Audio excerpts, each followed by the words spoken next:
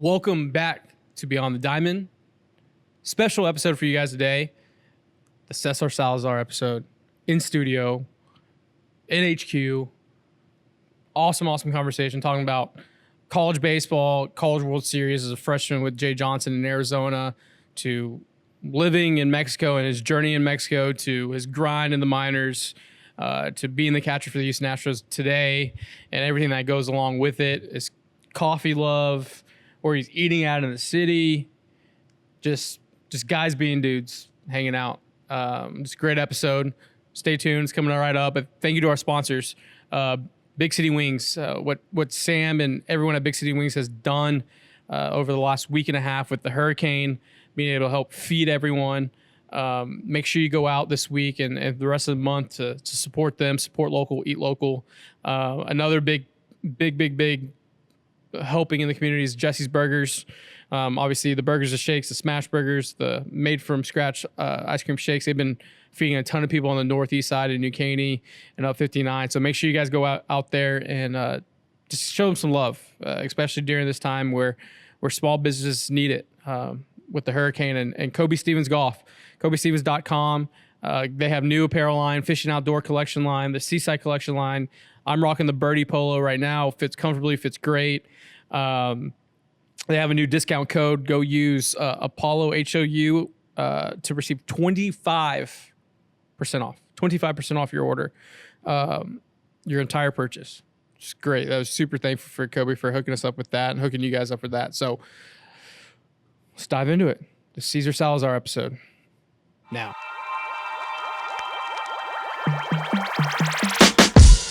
Welcome back to Beyond the Diamond. First podcast in the new studio with a Houston Astros player, your catcher, César Salazar. Sally, one, thank you for everything you've done. You've just come up and been a consummate pro. But two, thank you for taking time out of your day, especially during the All-Star break, to chat with us for a few minutes. No, but first of all, thank you guys for having me. I mean, I'm honored to be the first one in the new warehouse. You know, it's a really nice setup, and you got the Sally name down. So did some research. Yeah, did some research. Text the boys. But no, thank you. We'll start. I obviously everyone's gonna be talking about the Astros. I got to talk about college baseball first. You go to Mexico to Tucson, Arizona. We talked about offline where you're ruled ineligible. Hit like 616 your senior year. 614. 614. Yeah. Crazy. 614. Just rolling out of bed, just collecting barrels.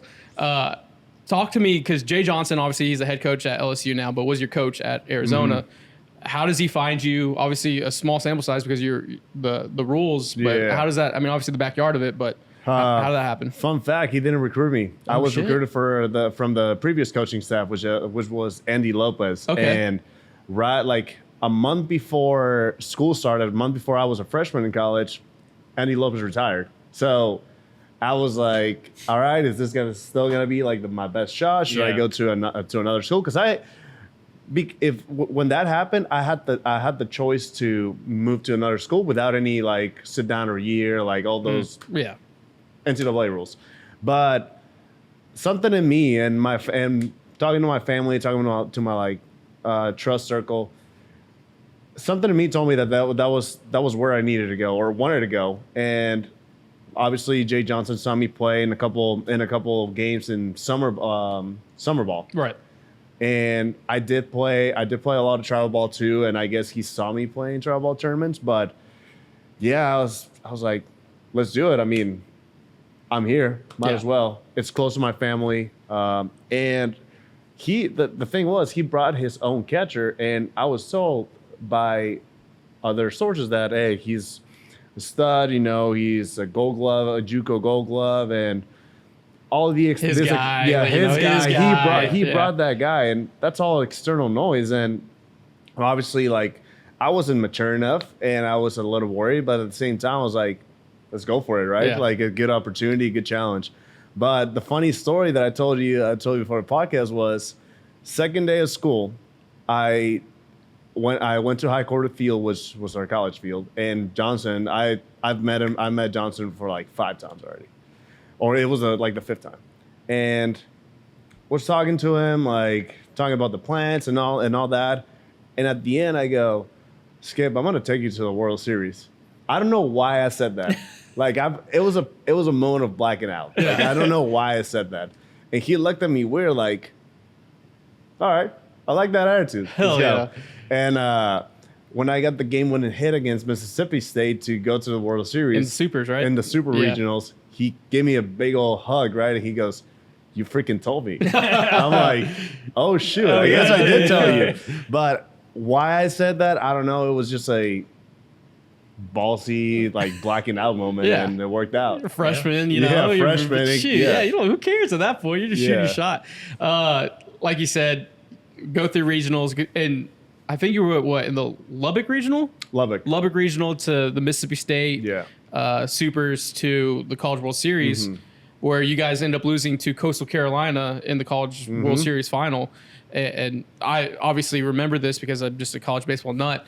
You guys got screwed because game 2, you guys win game 1, game 2, you all lose. And then a rain delay, they washes out what would have been game 3. And then they give you like a 10 a.m. start and allow their ace to come in and pitch on short rest.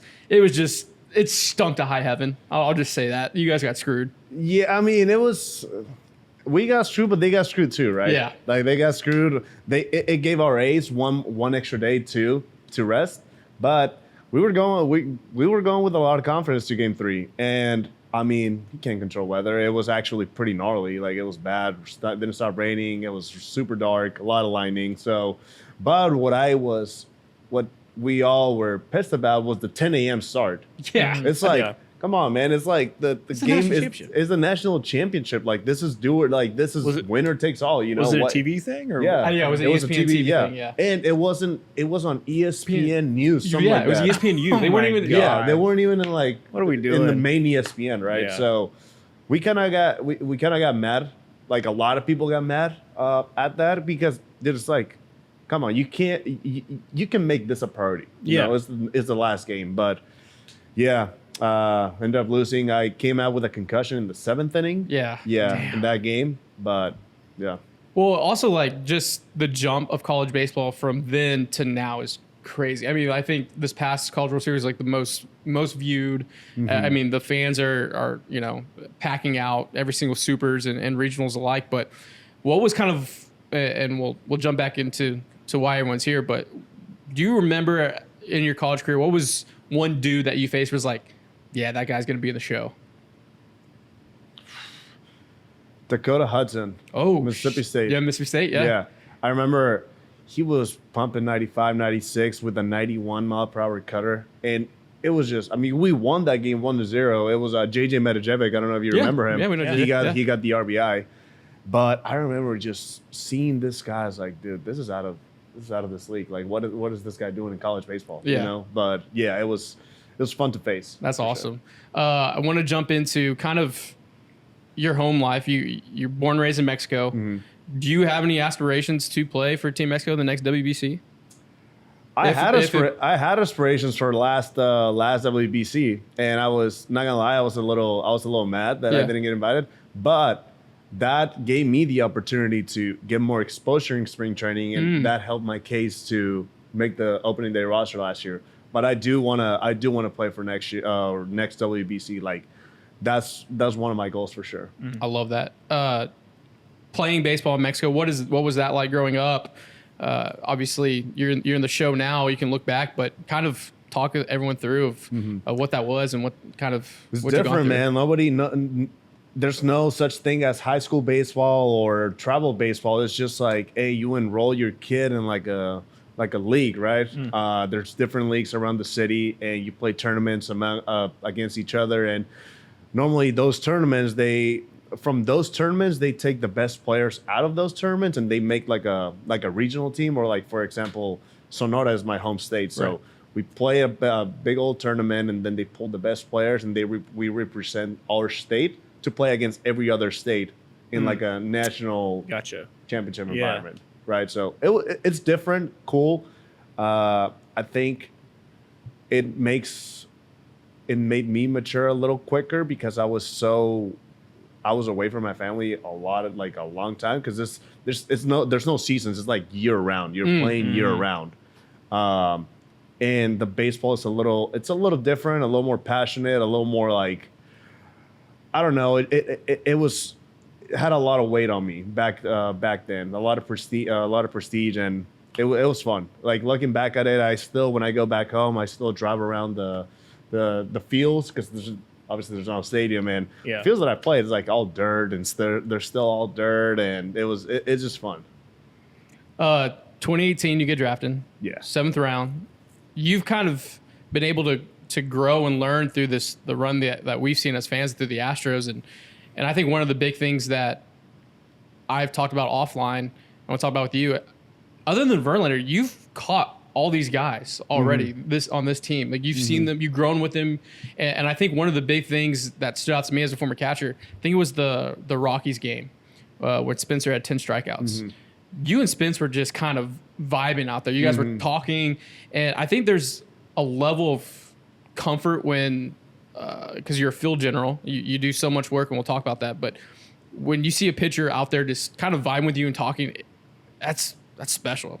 Just to me as a former catcher, and to see that on the big league field, because you've had that since you were like 7, 8 years old when you're catching with your boys, and then you're in the show and you actually still have that. That's pretty cool and pretty rare, I think. And it's the best compliment I can get, right? A catcher can get. I take a lot of pride on what I do behind the plate, and when I see a pitcher being comfortable with me, and when a pitcher comes and tells me like, "Hey man, I feel really comfortable throwing to you," like it's the best thing. It's the best thing somebody can tell me.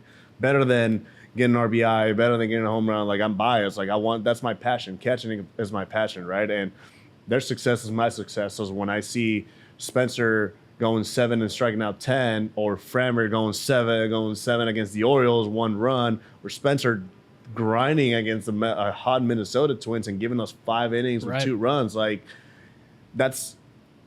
I'm getting goosebumps. Like that's what's passionate about me. And obviously going up through the system with all these guys, like I build that trust. We build that trust. We have so many games together, and I like to talk. Like I like to go over game plan during the game. I like to if I see something like a little adjustment we have to make, I go to the pitcher right away. Like I'm in constant communication with them, and I think that's what helps me build that trust with them. Yeah, I think that's such a thing in baseball that's not talked about enough, and also in this new age of like analytics. Is there paralysis by analysis? How do you sift through all this information to formulate a game plan for you, and knowing your guys of, hey, I can only tell, for example, Spencer this, but I can tell Hunter this, because you kind of know how each guy's kind of wired. How do you kind of just sift through this? Like, it just every day there's, and I'm very pro analytics and pro everything, but it almost seems there's like a lot to kind of figure out what goes into which bucket. Yeah. Trial and error. I mean, I've tried it all, and the Astros do a really good job of giving us all that information since the get-go, and let us figure out what we want to use, what we don't want to use. Obviously, I found a good formula for me to be prepared for the game.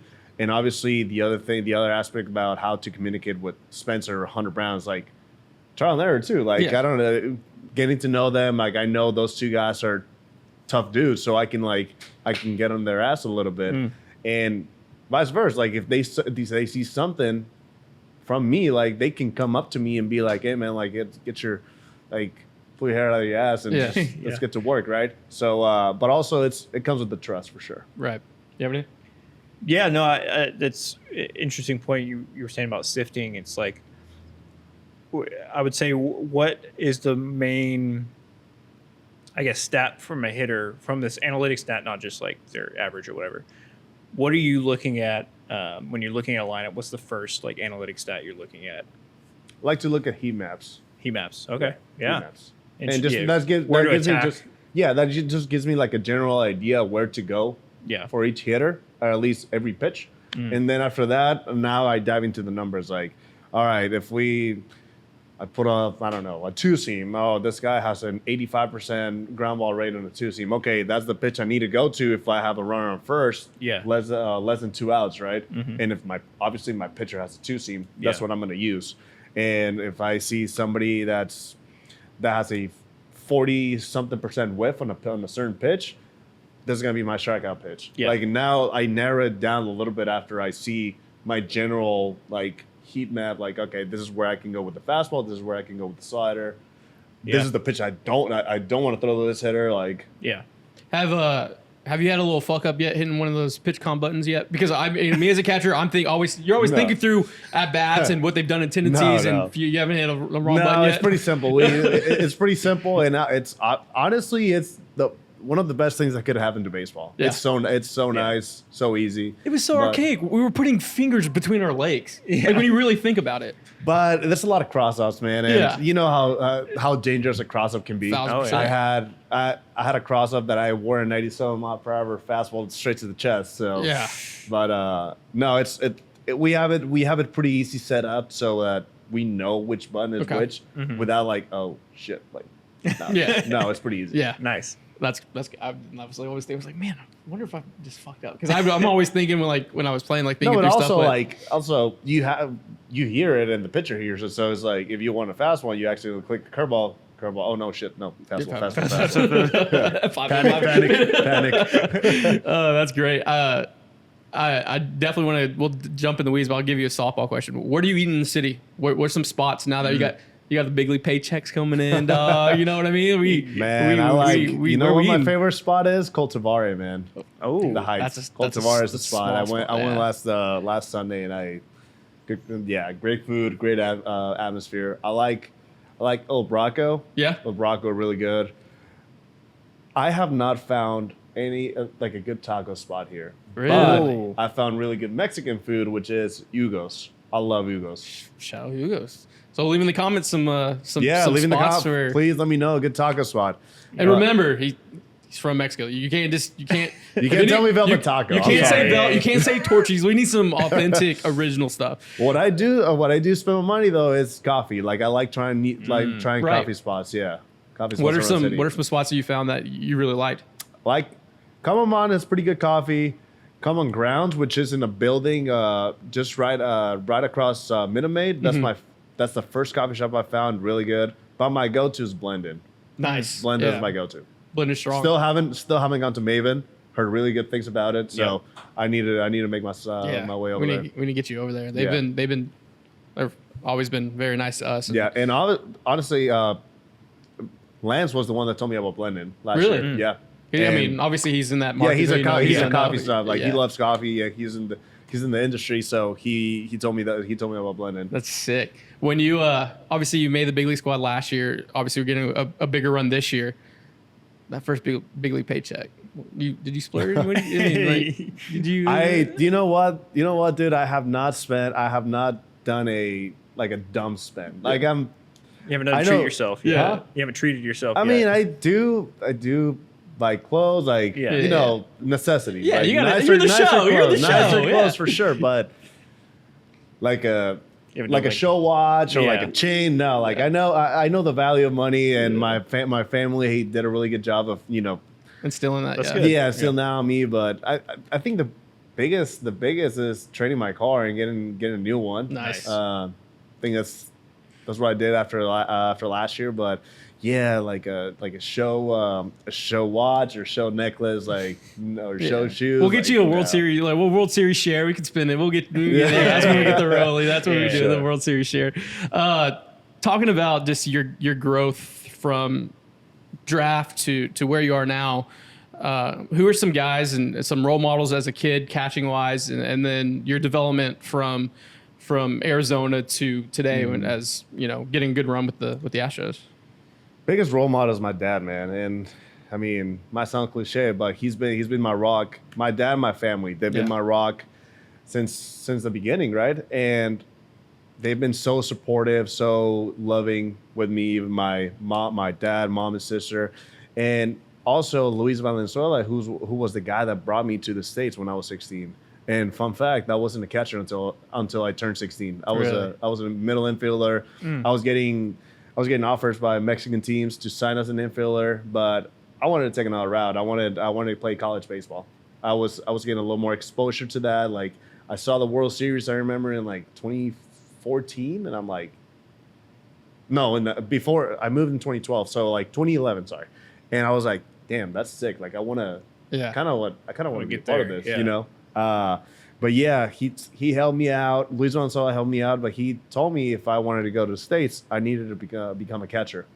I was a good infielder, not good enough. I didn't have the range or the speed, and I was stubborn at first because I thought I was a pretty damn good infielder. Like, and I was getting offers by Mexican teams to sign us an infielder, Yeah, right? and So he's my like, ego "No, you kind have of to like change it." was getting in the way, but luckily I made the right choice. How quickly did you fall in love with catching? Like you said, you're in love with that field general deal now. Like how quickly did it take time for it to grow on you? Or were It you did immediately- because it hurt at the beginning. I was Yeah. like, it's like trying to block It's dumb. balls, like foul balls, and I remember I wear a thumb guard because I dislocated my thumb catching this nasty lefty that he was in our high school, and You get yeah, I got thumb, I got yeah. thumb, yeah. But I started. I mean, obviously, I was involved in every play of the game, so I was like, dude, this is sick. Like, Yeah. I'm in every single play. Like, I'm so engaged. I have control of everything. Like, I fell in love pretty quick as soon as I got past the pain of the foul balls in the thighs and like the arms and stuff. I fell in love with catching. That's awesome. And also, you got to deal, and this is just me. I'm not speaking for you. You got to deal with all the egos and babies of the pitching staff. You got to know, you got to massage and who you have to like talk to. Yeah. And I think that was one thing. Like growing up, catching was like you have to almost be like a politician. Like you have to like know who you guys are and what conversation to have with each person. But through the grind of the minor leagues and what was some words of wisdom that you either got from other guys or other people in the organization or playing against other guys? Was there anything that stood out because it turns from something you're passionate about to an actual business, right? You're being paid to play, and now you're a professional. Was there things that stood out along this grind? The thing that and still to this day stands out is have fun. Don't ever lose sight of this is a game that you have passion about this game. And I fell into a trap last year that I was not having fun. I was just playing, like, obviously I made the roster, but I didn't really play. And then I guess I got sent back down, and I was playing to get back. So I was not having grinding. fun. I was grinding. Yeah. I was counting every day, like, man, I need to get back up there. And I wasn't having fun. I was treating it as a business. But this year I made a conscious effort of just treating it as a game, right? Obviously, this is my livelihood. Like, this is how I'm going to feed me and my family, whatever. Yeah. But not losing sight that this is a game, and having that approach, like, is what turned my career around. Because I had an incident in 2021, which I got hit in the face, and I missed the first 2 months of the season. And I was like, those were the worst 2 months of my life, the most difficult 2 months of my life. I was wired shut. It was dark. Yeah. It was dark. And I realized that baseball can be taken away like this. And I started being more appreciative, and my career turned around literally because of that mindset shift. Obviously, I still worked my ass off. I still made adjustments. I still paid attention and was very passionate and focused. Yeah. But I was having fun. Like, I was being way more grateful to be on the field and having those opportunities. We've heard that from other players where it's like when you're playing and you're playing it as a game, like you're saying, you're having fun, your ability kind of follows like your natural ability. Play more like, free, yeah. You play more free. And all of a sudden what you were grinding so hard to do, you're doing it even easier, which is awesome. It's one thing that's helped me too is like it's all mind games. It's mostly mind games and mostly mindset. And okay, I did everything I could to give myself the best chances of succeeding today. Practice, did my catching routine, my hitting routine. Now I can go to the game and have fun. If I mess up, if I strike out 3 times, I strike out 3 times. But I give myself the best chance to succeed. Like, I left it to myself. Right, I didn't step into the field doubting that oh shit, I didn't do this. Right. I'm not prepared.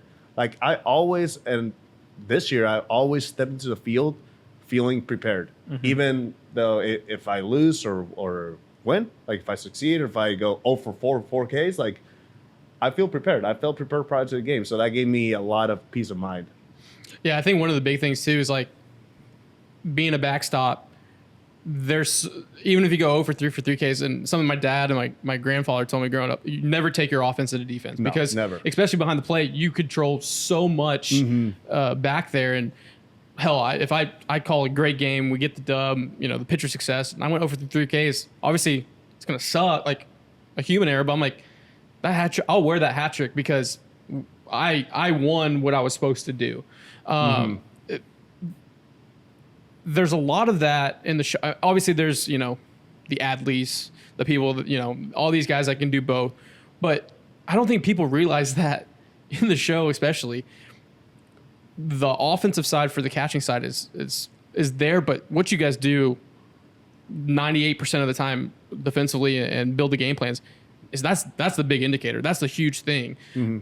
What is something that you tell young catchers out there? And I think there's a lot of cross training now with people from middle infield outfielders now going to catch. What are something they can take from not taking your offense into defense?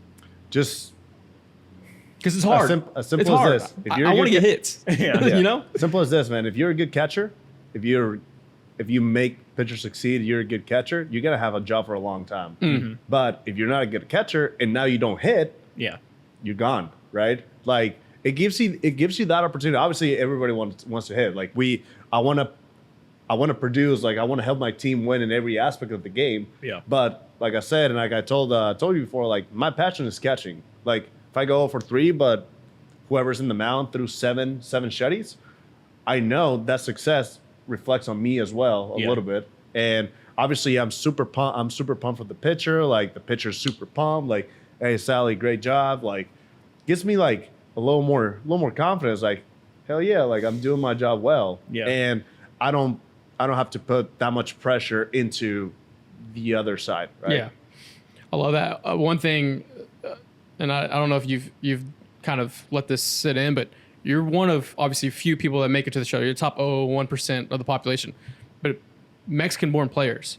You're one of few throughout the history of baseball that are in the show from Mexico. What does that mean to you that you can you can sift through the names, but you're on that list now? Yeah. Pride, man. It's I'm super proud of where I come from. Grateful to where I come from, and it just fills me with pride. Like I feel happy to say, happy and proud to say that I think I was 146th Mexican player to ever debut. Like that's not a lot, man. Like it's like it's dope. It's like nobody can take that away from me. And obviously, the story doesn't end there. Like I want to establish myself in the bigs, but obviously sometimes you just got to look back and look at what you've done and appreciate what you've done. It's like sometimes we get too caught up in the but that's in the past. That's in the past. No, like sometimes that's how you build more confidence. Like looking back and looking at your journey, and it's like, man, if only I would have sat down and let it sink a little more, right? Yeah. But I've been doing a much better job of that too this year, and just looking back and like being happy of what I've accomplished and being proud of what I've accomplished. So I love that. I think also, and Josh can ask a question on it, but you guys.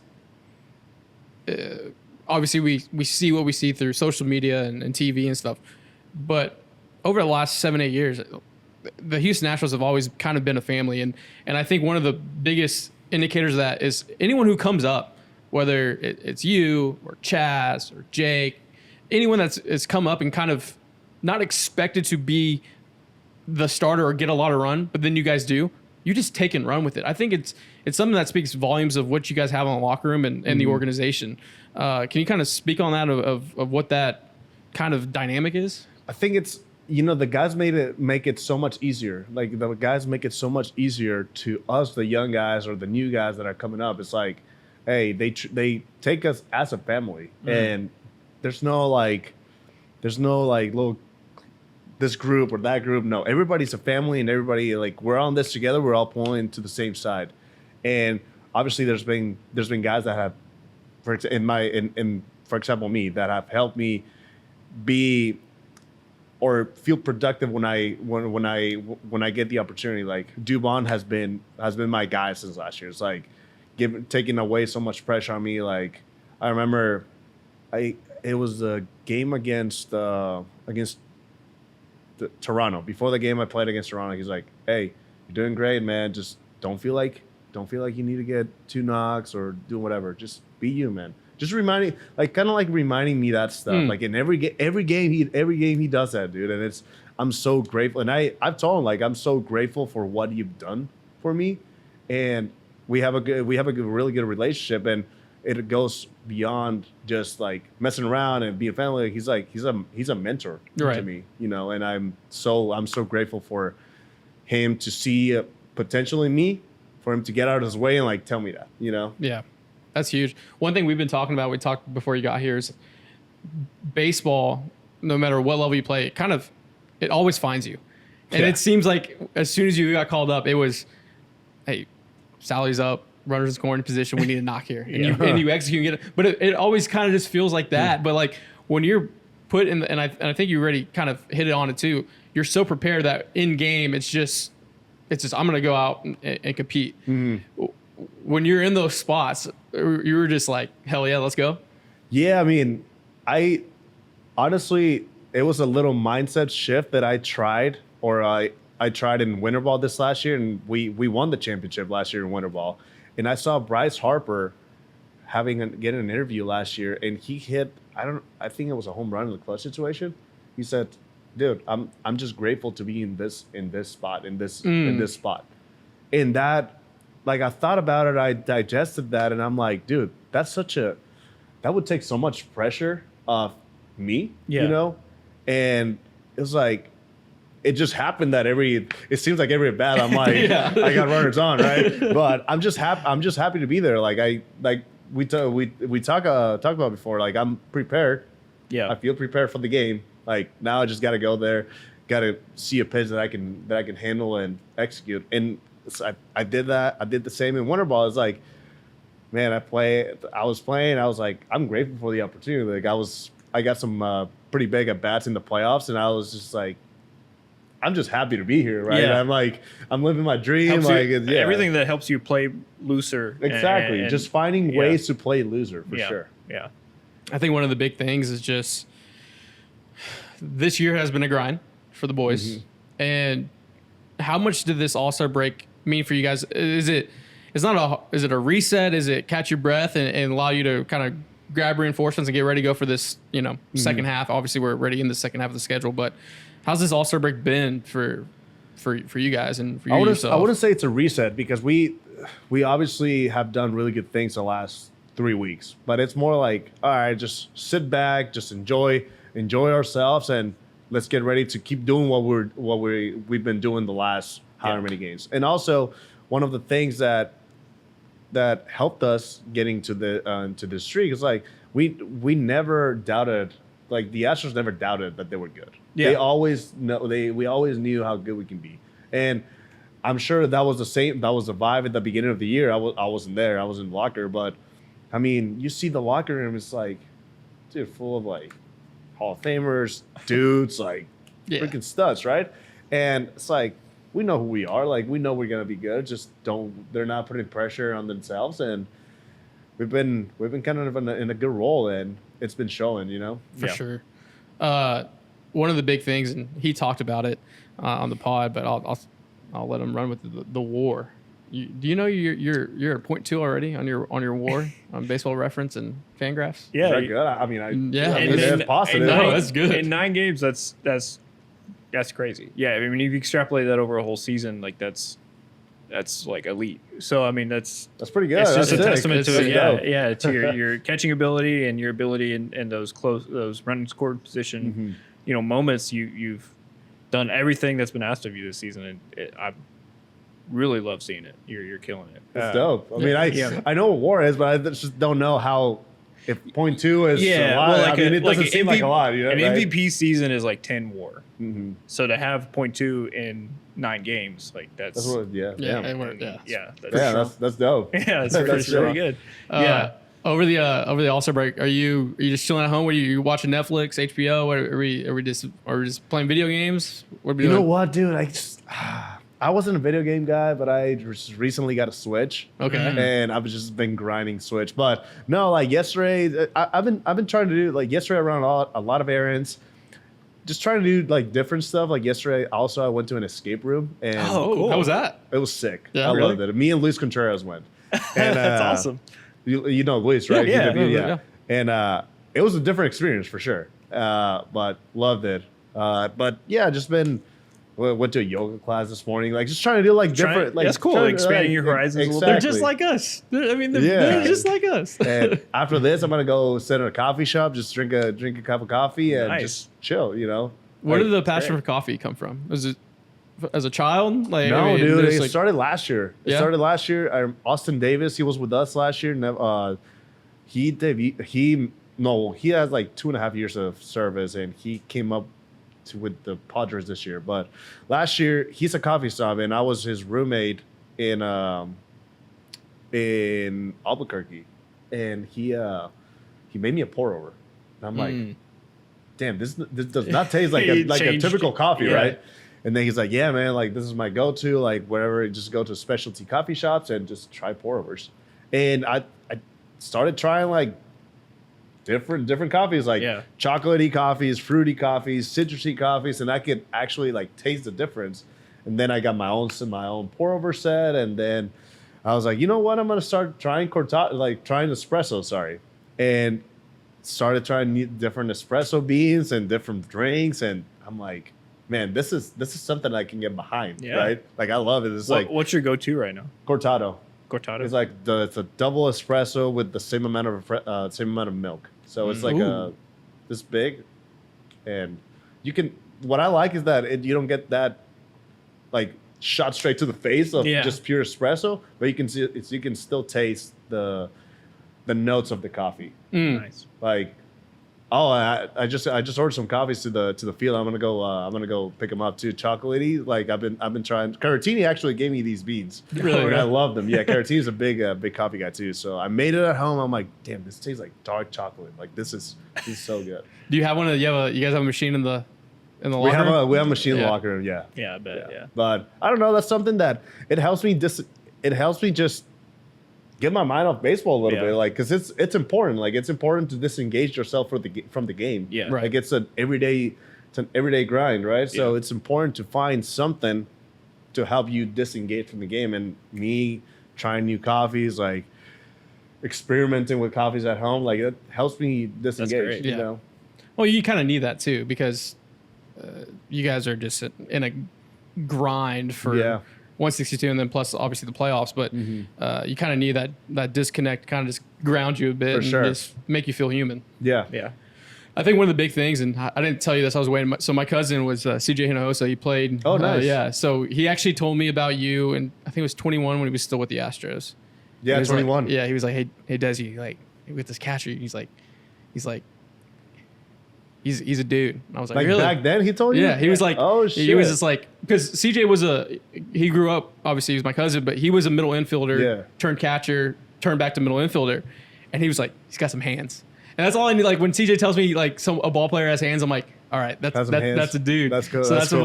one of the things that I mean, and this was like 3 years ago. So Yeah. Shout out to CJ, man. yeah. He was unconscious all that year. I don't like know how 50 he- double. I don't know We how were, he we did. were You know, waiting he for him to did. get called up, man. Yeah, we man. We were Great waiting. dude too. Yeah.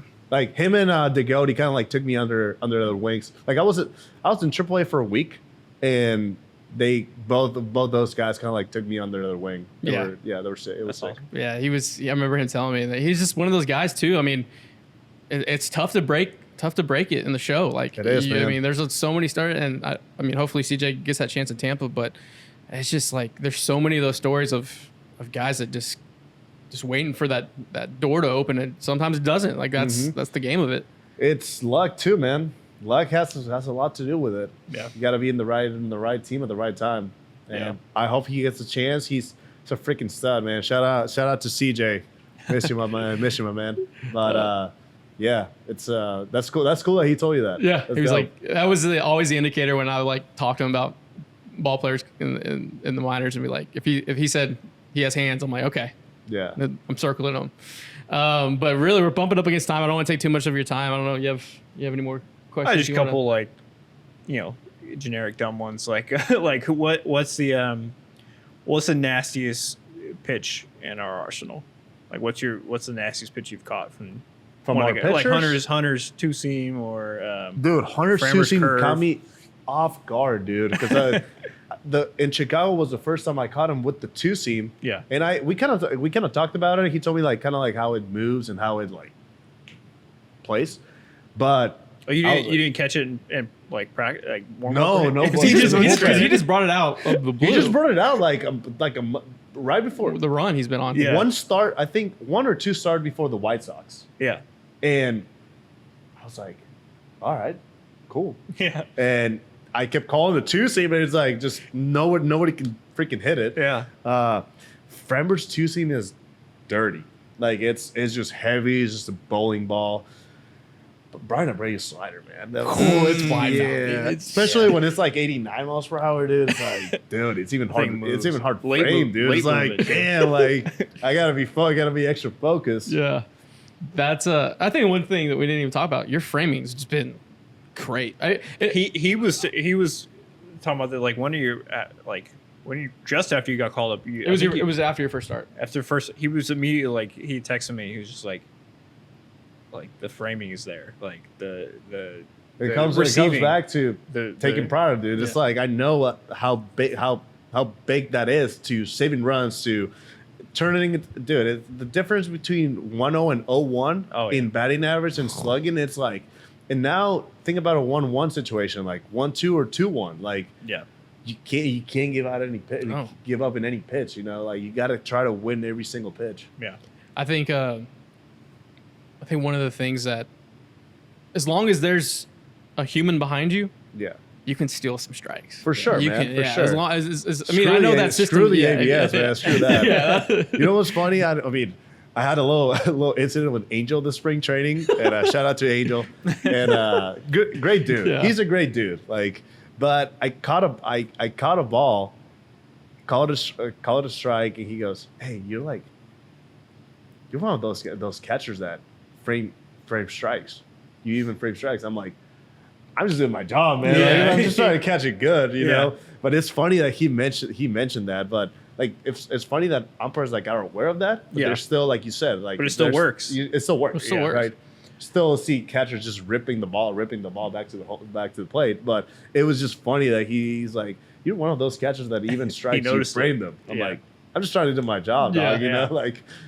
Are you talking with them behind you, or are they Yeah. talking to you? Then Yeah, we're I playing try the to game. have- We're playing the game back I try there. to have I try to have constant communication, and I even fuel the fire a little bit when a hitter doesn't like a call, and he says something as soon as he walks, I'm like, hey man, don't let him talk to you like that. Yeah, we're playing the game, baby. Yeah, man. Like, You gotta- you have to. You have to. You gotta have take to. advantage. You gotta take advantage. Like you man. said, you're a politician. Yeah, right? you're a Yeah, pol- you yeah. got to take advantage of it everywhere you can. And umpires, dude, at the end of the day, they're humans. They're just normal dudes, Yeah. and it's just they're gonna mess up. Like we are gonna mess up too. So just be empathetic about that. And Yeah.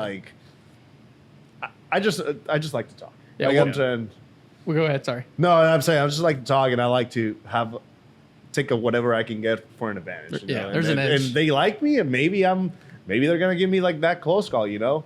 Yeah. So. One of my go-to lines was, "Hey, has my guy earned that spot yet?" Oh, That's mine because Yeah. it's something if their guy's got that spot, and I don't want to be like, "Hey, you're giving that," but like, "Hey, has my guy earned that spot yet?" Because if my guys hit a little off the edge and they're 2 balls, that third one is maybe a strike. If I plant that idea, I'm like, "Hey, has my guy earned that Yeah. spot?" And it just kind of gives that guy a Yeah. little That's false cool. sense, I yeah. don't think I have a line. Yeah, I don't think I have a line. I'm like, what you got that? I think it maybe got the corner. Yeah, something like Nice. that. I never go like, hey man, that's a strike. No, Yeah. I always say, man, I think that was there, man. Yeah, I'll take a look. you want them to like you. And to, Yeah, Yeah. I want to be a nice guy for them. Yeah. yeah. Like if I have to be I've been an asshole to umpires before, but it takes a lot. Well, I mean, speaking about Doobie got tossed first time. How Yeah. was that in the dugout? I've never seen Dubon. I was fired up, man. That he was was ridiculous. Yeah, we all thought. I mean, they have their reasons, but we all thought he was safe, and we got pretty fired And up. that was that guy's like third one that game too. Like it was like I had a rough day at the office. Well, the guy that tossed him wasn't even the first base ump that made the call. He wasn't. it was a home plate guy. I think tossed him right. Oh, it was Yeah. home plate. Yeah. Yeah, it was somebody else. It wasn't even the shit. guy he was arguing with. It was, I thought the first base umpire tossed it. Yeah. I was like when I saw Doobie fired up, I was like, I mean, he was. hell yeah, I was he- like, hell yeah. he was safe. We all got fired up. Yeah. We all got fired up. It's one of those things that can help a team, Yeah. Yeah. take off. Yeah. I mean, you have any more you want to? No, I mean, I'm sure I'll think of a bunch. We'll have to have you back on. Yeah, for sure, later man. in the It was fun. It was Yeah. cool. Yeah, appreciate you Cheers. coming on. You want to drop your social handles so people follow you on your Twitter and Instagram? Sure. What is it? It's Instagram is César Salazar 29, Twitter César Salazar 34, and that's it. all right, Yeah. sweet. Anything you want to plug? Your coffee? Anything? You know? Sally Sips. I got a coffee page. Oh, really? shit. Yeah, really? Sally Sips. I just started. It just. Well, yeah, I we're thought it gonna- was a fun idea. Yeah. So Sally.sips. It's you and you. It's you. Your journey of trying all. these Yeah, different- just go. If I go to a cool coffee shop, I take videos. I Hell review yeah. it, and it's cool. Yeah. Nice. yeah, So it's on Instagram. It's on Instagram. we're Yeah. gonna Hell get yeah, you. We'll all go over to Maven here soon. Yeah, for we'll sure. Go together and We'll shoot a check little it out. content video for you. We'll do. Yeah. We'll do Yeah, some- let's do it. Maybe I heard the carajillos are really good. Carajillos there. fire. Carajillos are fire. Cardi is fire. That's been my Is go-to. it go-to? It's my go-to right now. Espresso martini or carajillo? I like Right now, better. Cartajillo. Carajillo. I mean, I love an espresso martini, but right now, Carajillos Cartajillos, are good. Yeah, I heard they're really good over there. So. yeah. We'll go get one. Off day, we'll go. Off day. Off day Yeah, for Off sure. day for Absolutely. sure. Sweet. Let's be on the Diamond episode. First one with the Astros player in the office. César Yeah. Salazar. Thanks for coming in, bro. Yeah, man. Appreciate Thank you you. guys. Thank you guys. All right. See you later. Peace. See you guys.